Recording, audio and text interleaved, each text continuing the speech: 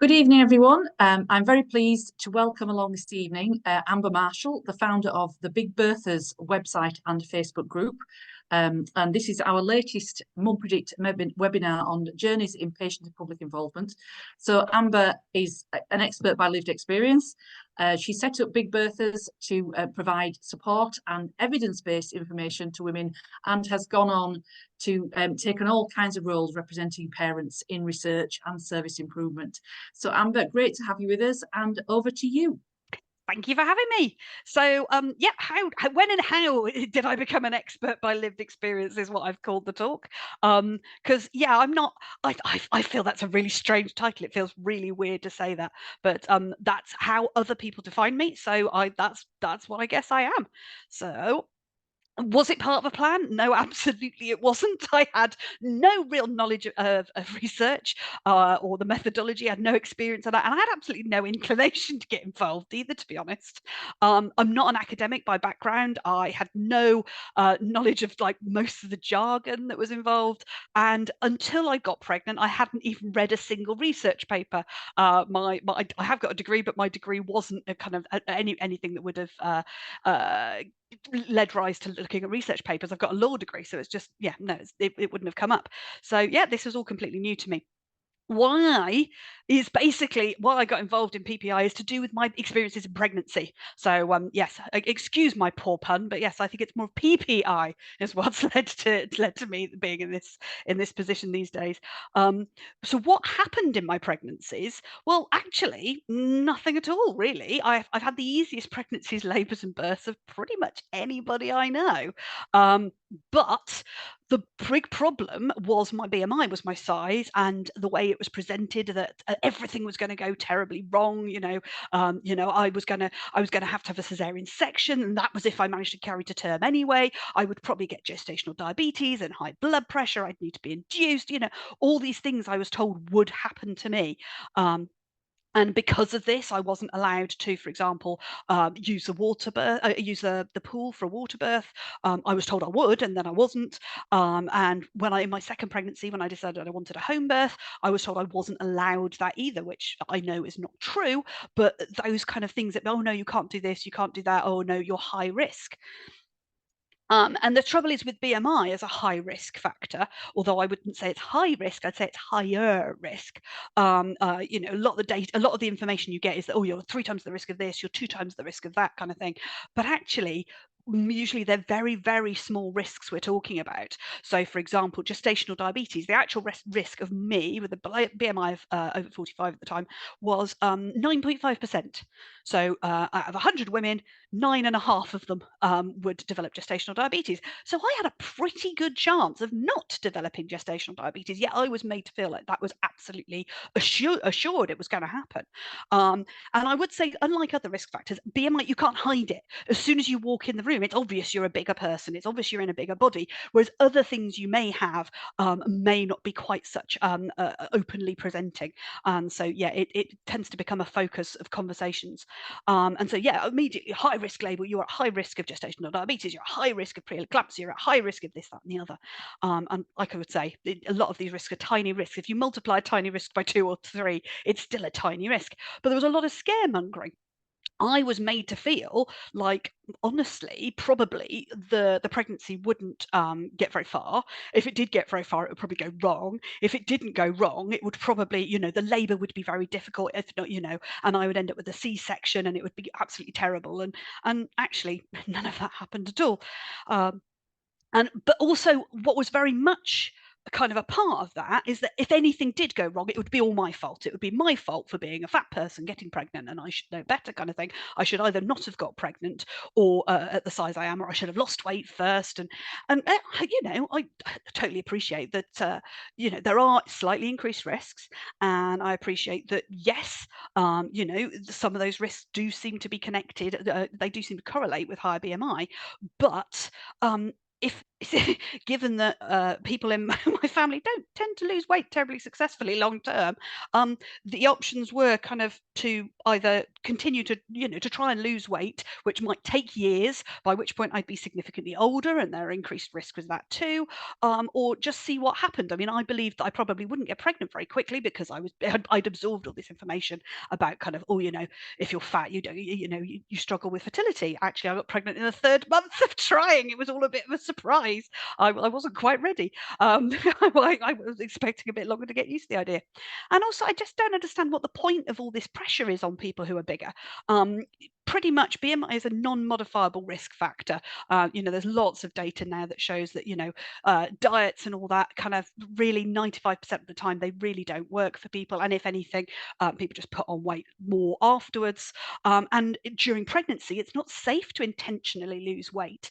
It's associated with more negative outcomes. So it's the point of kind of going into your midwifery appointment and talking about your pregnancy and your maternity period and everything, and then starting to talk about, how terrible it is that you're fat. It's not really very helpful because you're not supposed to try and lose weight, although you do get sort of people who are losing weight for various reasons, particularly if they've got really strong morning sickness. So if they're losing weight that way, it's not uncommon for people to kind of, oh, well, that's a good thing, losing weight's good for you, which is really not ideal. And there's no point in comparing us with people we're not. Why talk about, oh, if you were this person who had a BMI of 18, your risk would be this? Well, I'm not that person. Anyway, this kind of negativity overload that you get in pregnancy is very difficult, and it just leads to worry and guilt, neither of which are healthy. I've been contacted by people in the past saying things like, should I terminate this pregnancy so that I can lose weight so I'll be in a better position to get pregnant in future? And it's just like, how is it we've got this to this point where people are kind of internalizing these kind of messages that their pregnancy is so doomed and so problematic, which really isn't the case. Anyway, so it's not healthy. So with the benefit of hindsight, after having this actually perfectly good pregnancy, labour and birth, I started looking at the data a bit more closely and then discovered that actually a good outcome was always quite likely. 40% of people in my BMI category go on to have a pregnancy and a labour and a birth that just, with minimal, with no particular problems, and 30% in total have a birth as well that has no intervention, just a normal, for want of a better word, vaginal birth, no instruments, no kind of anything complicated going on. So why was I made to feel that it wasn't? I'd say 30%, 40% chance of everything going pretty swimmingly is not bad going. And also, poor outcomes can happen to anyone. There is nothing that you can definitely say, oh, if you have a high BMI, this would happen, and it just wouldn't happen. All the outcomes that could happen, they are just slightly more likely if you're bigger. That's all. And anybody being made to feel blame or shame for this is just cruel, frankly. You certainly can't sort of say, oh, the reason, and people are told this, oh, the reason you miscarried is because of your weight. Oh, the reason you had this difficult birth is because of your weight, which just, it's unfair and it's untrue. Shoulder dystocia can happen to anybody. Preeclampsia can happen to anybody. And it's quite harmful, these kind of messages that people get. I would say that the data behind some of these messages also, so even where the data is quite clear that there is increased risk and it's quite small, sometimes it's quite questionable. There's a thing called ecological fallacy, which sort of says just because you are a member of a group where the average this happens, that doesn't mean that it will happen to you. There's an awful lot of correlation versus causation. So people sort of say, oh, because bigger people are more likely to have this, having the high BMI is what causes it. Well, we don't know that. Nobody has proven that. We just know that those two things have a correlation, but lots of things have a correlation. There's a whole website devoted to spurious correlations. I think it was like children in Arkansas called Monica, being named Monica, it was connected to the birth, connected to the marriage rate or something. And it's just, if you get enough data together, you can make correlations from anything. Omitted variable bias. So we're often kind of told about, oh, you know, that because women are, when you're pregnant, women and birthing people, you're in this kind of period when they can collect lots of data on you, and therefore it's easy to sort of see correlations. But you forget that there's so many other variables in pregnancy, in childbirth, in rearing. You know, let's not forget that half the genetics of the child in question come from somebody else, and also flawed logic comes from things. You know, where they say, oh, this is connected to Y, so therefore Z. Well, that's often not the case either, and people are making jumps that just aren't fair. Selection effects. So you see in data sometimes where it says that, oh, one example I was given recently was, oh, this study about making people lose weight before pregnancy was well tolerated by the people within the study. But actually, if you looked into the study, they didn't count the fact that a third of the people dropped out and a whole load of people refused to get involved in the study in the first place. Well, that would suggest to me that actually it probably wasn't well tolerated. But if you only asked the people who went all the way through the study and finished it whether they tolerated it or not, well, you've already got your answer. Because they finished the study, they probably did tolerate it, didn't they? Or they'd have voted with their feet. And that kind of leads into confirmation bias, where people are looking, you know, people believe that, I don't know, fat people are lazy and stupid and don't know anything about nutrition, and therefore they do a study that proves that fat people are lazy and stupid and don't know anything about nutrition, whereas actually it's because, you know, some of their biases and how they've set the things up. You know, when I read the studies, I kind of go, well, hang on a second, but this could also be true.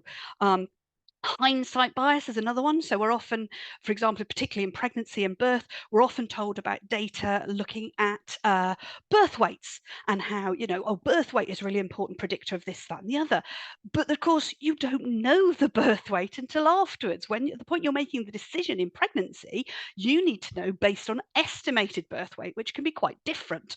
And the trouble is, when you have study data only looking at actual birth weights rather than the estimations and the decisions that were made from those estimations, that kind of hindsight bias can be problematic as well. And a lot of the data I was shown when I was pregnant was very much about relative risk. So my risk versus somebody who didn't share my characteristics, or that kind of thing. So this is the 3 times the risk, the 4 times the risk. I had very little information about kind of, oh, your risk is 1 in 1,000 or your risk is 2 in 100, something that would actually give me a thing of like, okay, it's possible, it's not likely, but if it does happen, it's a really big problem. What do I want to do about it? If you're just told your risk is 3 times, 4 times, 2 times, that doesn't give you good information to do anything about. So why did this lead to me setting up the website? Well, because there wasn't really any source of information and support at the time. And I really felt, having looked into all this and started to read the data and stuff and look at and just thinking, this doesn't make sense. Or, you know, how is it that there's this kind of blinkered thinking about this? And there needed to be somebody putting the alternative view. And I realized that was probably me. And I was quite surprised. I got 1,000 views in the second month. So I was resonating with somebody. And then we had a Facebook group that followed. And as you can see there, so the red area there, we did kind of analysis over a year. And the red area there is kind of concerns about standard of care and how people are being treated. The orange band is people seeking information and support. The yellow band was product recommendations. We actually get a lot of people asking, like, where can I find a good bra, coat, swimming costume, carrier, wrap, that kind of thing. So yeah, we get some product recommendations, information about research and news that's gone on. People thanking people for support or acknowledgement of group support, and then kind of miscellaneous bits and bobs that goes with. But so yeah, there's kind of a fair amount is about kind of care, but some of it's about research and all sorts of other things. We have quite a lot of cool discussions about stuff. Because I set up the Facebook group and the website, people started finding me. So I ended up sitting on a sofa with Piers Morgan, who was shockingly actually nice to me. I was not expecting that. I also ended up doing an interview for The Sun about fat vaginas. Some doctor decided that the whole reason that, that C-sections are rising in numbers, he wasn't even an obstetrician or gynecologist. I can't remember what his specialist. I think he was a fertility doctor. He just basically plucked this information out of thin air, let's say. And so, yes, I ended up getting interviewed for that. And researchers started finding me as well.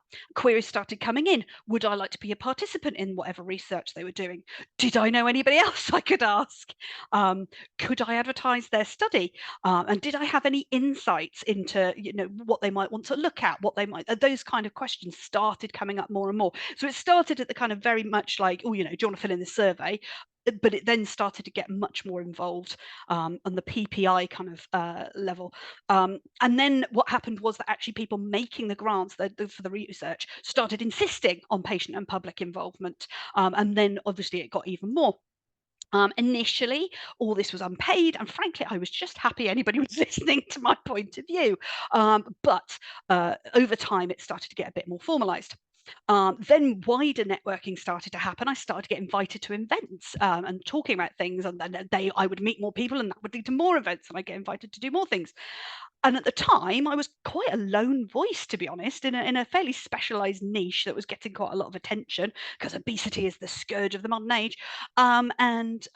Started getting invited to do things and see things and speak to people. There's more people now in this sphere who kind of specialize in various areas, and it's good because the more people talking about this, the better. But some more influential people noticed. Twitter networking helped as well. So I started kind of tweeting about things, and people started following me, and I started following them, and that kind of kept me in the loop quite well. And I try and remember when people contact me out of the blue now to say, where did you find me? How did you hear of me? And often it's through, a colleague mentioned you, or I saw such and such, or you spoke at such and such. And I now do this for other people. So I might speak to a researcher. In fact, I did this last week. Spoke to a researcher. She told me about her project. And I was like, do you want some other people to talk to? I can think of, 2 or 3 people who actually would probably be quite helpful to you. And so, yeah, you kind of give and you take. And getting paid for PPI has been really powerful for me, because it now means that I can afford to do it a bit more. It's not just something I have to do in my free time, which is minimal, but some still is voluntary, or you just get expenses or whatever. Sometimes you get a voucher as recognition for your time, or you get, you'll be put into a prize draw for a voucher perhaps. But now it's getting much more recognised. It's very clear from the grant funding people that the PPI should be fully costed at planning, and it should be fair and equitable. And the NIHR has got some really helpful guidance on this. So whenever people ask me to get involved and sort of say, oh, how much do you charge and stuff, I normally just forward them onto this and say, look, this is what the NIHR recommends, because I think that's quite helpful to have like a background. My involvement started with being a participant, like I said. Then it started kind of getting in a bit earlier in the system, and kind of, would you actually, could you come and talk to us about planning? We're running a feasibility study. We're looking at designing this study. Could you give us your input? I then started to get involved in oversight committees and steering groups of related things. I've got more detail on each of those in a minute, so I'll go into that in a second. But helping create lay summaries of evidence and information, that was quite cool. I've presented at conferences a few times about research. I've even been asked to be a co-author and a co-applicant on a few things lately, which is quite exciting. And helping write guidelines is something really kind of, that feels like I'm really at the cutting edge of kind of making an impact, which is quite important to me. And I also now get asked to recruit people and facilitate PPI for others. So as a study participant, I've personally only ever done short-term studies. I know there are long-term studies that go on for years, but usually mine are just a Google survey or maybe a one-to-one interview for half an hour or an hour. Participant information sheets should explain everything, that what it is and who's given ethics approval and all this, that, and the other. The remuneration can vary, particularly if it's PhD research, because often that is unfunded and unpaid. But it's part of, I think it's part of kind of giving back, and often it's not a huge amount of time, a huge investment. But during planning feasibility, this is really important. I think this is really good to get in at this stage of PPI, because the researchers and the highly educated, really really brainiac type people doing this kind of research can sometimes be quite blinkered in their thinking. Let's be clear, they're kind of thinking about this in a sort of step away kind of thing. We're living this experience, and so yeah, we are by definition experts. The one example I often give is I was involved in a pre-planning meeting for beetroot juice in pregnancy study. So they'd got some data from somewhere that beetroot juice helped lower blood pressure. People with high blood pressure in pregnancy is a worry. There's no contraindications for drinking beetroot juice in pregnancy. So how about we give beetroot juice to high BMI women to see if we can lower their blood pressure? So I'm in this thing, and after a while of them talking and explaining it all, and what thoughts have you got, I asked, so are you doing any, you haven't mentioned it, are you doing anything to restrict this to only people with a normal or high blood pressure in pregnancy? Because I haven't seen anywhere that you're going to weed out people with a low blood pressure. And they went, oh, no, we're only doing this study on people with a high BMI, so it's fine. And I'm like, people with a high BMI can have low blood pressure. I can speak from experience. I have genetically, my family has always had low blood pressure, so low, in fact, that during pregnancy, you couldn't use one of those automatic machines on me. You had to use a manual sphygmomanometer because the machine would just say error. That's how low my blood pressure was.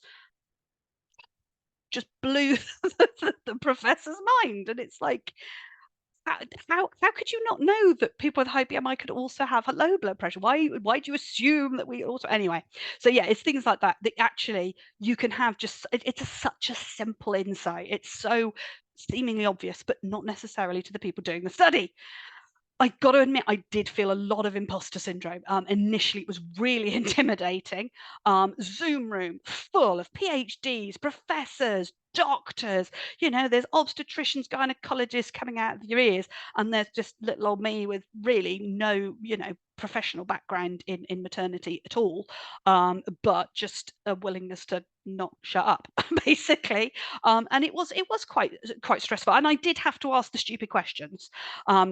Luckily, I have got an A-level of statistics, so the maths didn't scare me, and I've got a law degree, so the language, the reading didn't scare me at all. And I was happy to say, I'm sorry, what does that mean?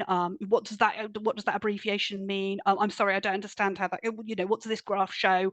Forest plots was a new one to me. I'd never seen those in statistics before. So things like that, and having to have those things explained to me. But actually, people were very accommodating and very understanding. I'm there as a layperson. I'm not there as an expert. I'm not there as an academic, and we're always very, very happy to kind of explain those things. And it soon became clear that actually I did have, for example, in the Beetroot Stew study, I did have insightful observations and points to make. And the more I kind of took part, and the more I could feel that I was actually making a difference and making, being useful to these researchers, the more worthwhile it was. And it can be really impactful. So I suspected that previous birth experience was a better predictor than BMI. And when I was on the National Maternity and Perinatal Audit for BMI plus the 30 BMI sprint audit, I asked them to look into it. They had the data, they did look into it, and they absolutely found that it was true. Yeah, if you've got a BMI over 30, but you've already given birth only vaginally, you are almost as likely to have another vaginal birth as anybody with a lower BMI. Once you've had more than one baby, it really changes, it makes a difference to the odds. And prior to that point, we didn't know that, but now we've got the data. So, and that's because I and the group of people I was with asked. In terms of oversight committees, so I'm on a few of these, and steering groups, much more longer term commitment, but it's much more infrequent. So we're talking about a monthly meeting, quarterly meeting. Sometimes they're a couple of hours, sometimes they're half a day. It just depends. But yes, so I was on the risk project where we looked at risk communication in pregnancy. I'm on a steering group for a midwifery master's course at a university. The option study is looking at people how do you make decisions about whether you want to go for an induction? How do you make decisions whether you want to go for a cesarean birth? Those kind of things. What do people need to know at that point? I'm on the Royal College of Midwives Research Priorities Forum. So we're going to start looking at what should be the priorities for research funding for the Royal College of Midwives. And I'm also on the UK Midwifery Study System, which is something run out of Oxford, which is looking at midwifery units, whether they be freestanding maternity units or alongside ones in hospitals, and what research they can do. And so I'm a part of the committee that looks at those kind of proposals, and whether we say yes to that proposal, or whether we say yes, but not in the form it's in, maybe do some tweaks, those kind of things. And it's really good because you get, it's one of those jobs, it's a bit like being a school governor, where you go along, you ask loads of questions, you demand loads of information, but you don't actually necessarily have much to do when you leave the meeting, or you don't have any homework. It's not like other things in jobs where you're in a meeting and you ask a question and somebody goes, oh, thank you for volunteering for that, yes, brilliant. No, there's none of that, because you don't end up having to do the work. So it's the best of both worlds. And in terms of how I got on these things, some of them I was invited to do. People knew about me and sort of said, would you be interested? Do you have the time? Some of them I literally saw them advertised and applied, and just filled in an application form like anybody else. In terms of co-creating lay summaries, so that was something that I was involved in. I've been involved in a couple of these, and it's looking at the research findings and making them much more accessible and using illustrations and photos and charts and things like that and quotes to make them come alive. And it's quite interesting because when they tend to give them to a graphic designer, the graphic designer will immediately try and make them as impactful as possible. And so they try and do a lot of the 3 times the risk, 4 times the risk, which is exactly what we're saying. Hang on a second, this isn't helpful to people making decisions. And so it's kind of making them unlearn those things. And it's about saying, oh, this picture isn't very helpful. You've chopped off the head of the woman holding the baby. You know, you're just showing her body. That doesn't feel very nice, or this doesn't feel very representative, or why, you know, don't just have pictures of fat people eating things. You know, we do other things. We do healthy activities. You know, things like that. Making sure the infographics kind of display the information in a helpful way, reining in the potential to exaggerate, also representing diversity. And I don't just mean in terms of ethnicity or disability, or it's just there tends to be a tendency for potentially graphic designers to be a bit stereotypical and kind of, oh, you know, this is about women, so it must be pink. I mean, I'm one to talk, this whole background is pink, but you know, it must be pink, they must be wearing dresses, they must all have long hair. And it's like, well, not everybody who identifies as a woman and not everybody who gives birth looks like that. That doesn't represent everybody. You know, we need to have varying skin tones, varying hair lengths, varying dress styles, varying lots of things to be more diverse and represent everybody. And so, yeah, this is talking about the sign up. So this is one of the diagrams that the graphic designers wanted to do, this kind of like, oh, 1 in 40, 1 in 26, and make these really, really big kind of differences. Actually, if you look at the data, you can see that it's still very small. It's the risk of having severe blood loss in childbirth with a BMI over 40 is 3.9%. It's 2.5% if you're 18 to 24. So yes, it's double or nearly double. It's getting towards double. It's actually still a very small risk. And I think this is a much fairer way of demonstrating this information. And it's kind of counterintuitive to the people who do these diagrams, but it's worth sort of saying this is more helpful for when I'm making a decision rather than this whole hyperbole that kind of goes through all the time. And so, yes, and I would now say, having seen it, that the 1 in 40, 1 in 34, 1 in 26 risk is not that helpful anymore. What we tend to do now is sort of say 4 people in 100, 2 people in 100, because then if you keep the number the same, people find it easier to understand. Lots of people don't understand percentages very well. Here's another one. So we're often told that, the risk of having a large baby goes up and it's terrible, but they don't tell you the risk of having a small baby goes down, which is also not that good. And, the risk of having a kind of average size baby is not that different to everybody else's. So, and you can see predominantly most people are going to have an average size baby because that's maths, average, kind of thing. But anyway, so explaining and getting people to show data in ways that is helpful is what it was all about. Presenting at conferences, so I did that. It's not really about the technical stuff, that's what the academics do, but more just talking about what this means to me, why we suggested the things we did, and making the talk come alive. Often that's unpaid, but travel is often covered, but it can lead to other opportunities. Being a co-author, co-applicant, that's quite scary, where it feels scary to start with. Much greater level of involvement. You then become an et al. You get named on the papers, and that's quite cool. It isn't about proofreading, although sometimes it is.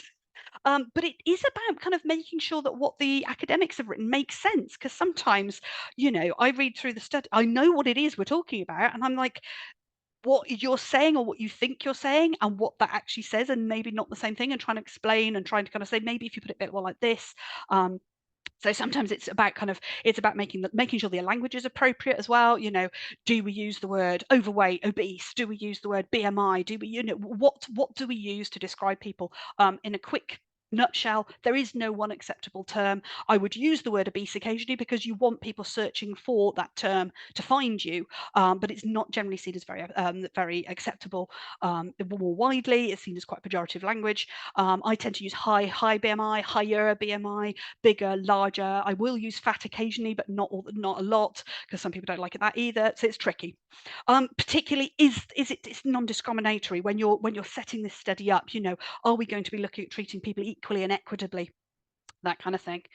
And would I grant the money? I mean, I was involved on one study where somebody asked me to get involved, and I had some reservations, but I thought I'd rather be in than out of what the study was doing. I'd rather kind of be able to influence it. I didn't really necessarily agree with it, but I wouldn't have given the money. And actually, it was, although it meant I didn't get paid for my involvement, which is unfortunate, when it came to it, they didn't get the money. And I was kind of like, well, that's quite good, really, because actually, if I was on that grant making body, I don't think I'd have given them the money for it either. I didn't think it was a very good study. I thought it was quite biased. I thought there were a lot of problems with it.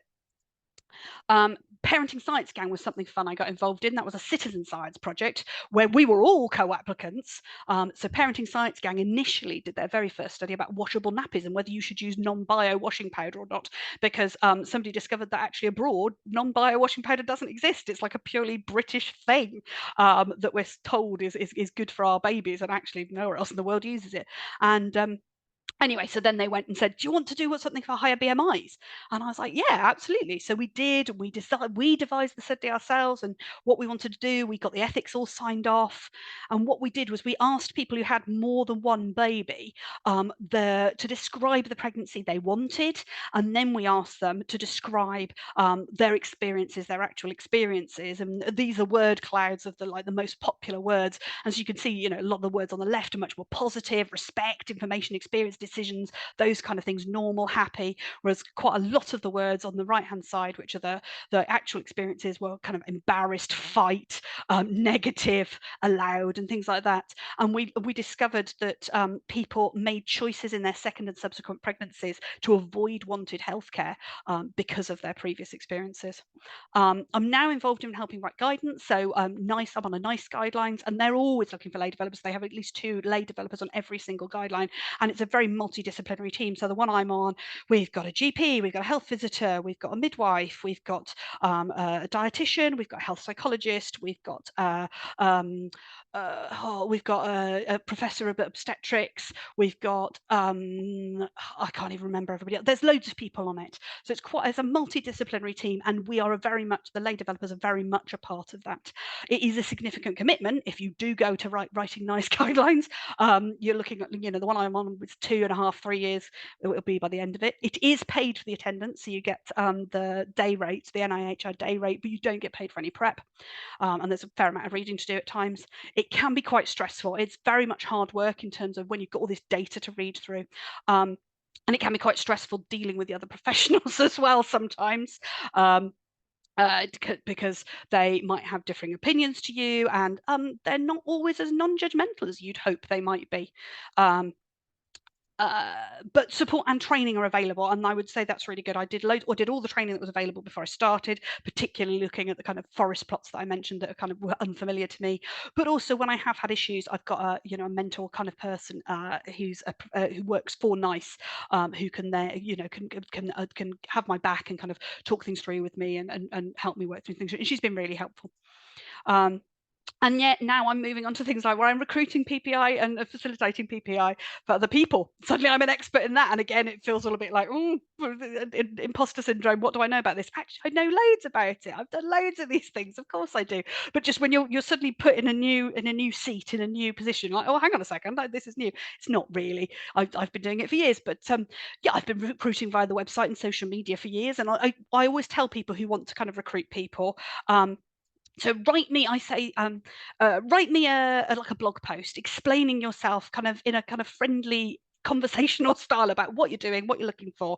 Make yourself a human being, because a lot of the researchers tend to they write these very professional, almost as if they're going to the funding body, and I don't think participants want to feel like they're a guinea pig and there's some kind of fluffy haired old white dude in a lab coat kind of studying them. But if they see the researcher, who are often young people, and they're a real person and they talk about what they're trying to do and why they're doing it, much more likely to get engagement. And yeah, I do get feedback quite often sort of saying, how did you get so many people? And it's just like, I think it's part of that kind of making it accessible and making the researchers seem weird.